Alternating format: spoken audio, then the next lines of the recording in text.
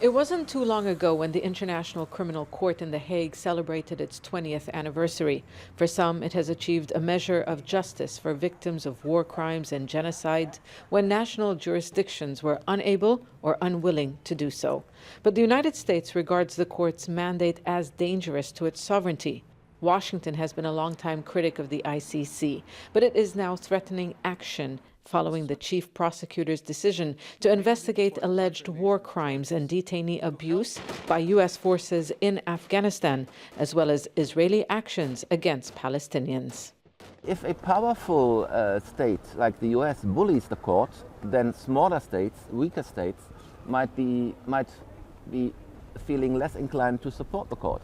John Bolton, the U.S. National Security Advisor, tried to undermine the court when he was serving in the George W. Bush administration. But on Monday, his latest attack included a threat to go after ICC officials.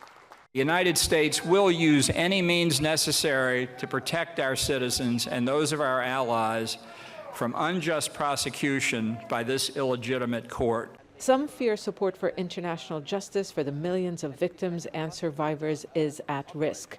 Political support for the court, they say, has diminished in recent years, and the U.S. campaign against it will only make it worse. The court depends on the support of states for its money, for its arrest warrants. For the court to investigate a case, it requires a request from the state in question, or a referral by the UN Security Council. But world powers like Russia, China, and the US are not members of the ICC, and they have veto power in the Council.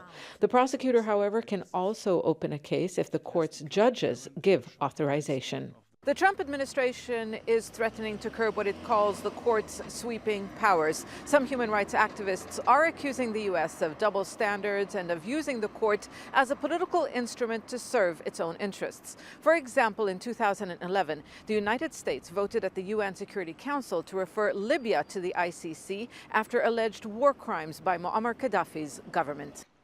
The ICC is reiterating its commitment to what it describes as its independent and impartial mandate. It hasn't yet officially responded to the U.S. threats and whether they will affect plans to investigate and prosecute the Afghanistan case and address the situation in Palestine. This statement by Bolton certainly is an attempt to instill fear in the court and to instill fear in human rights defenders working with the court.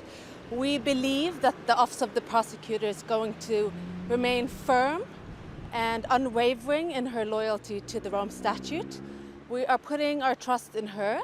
The ICC will do what it can to continue its work, but in many ways, the court is hostage to the political will and cooperation of the international community.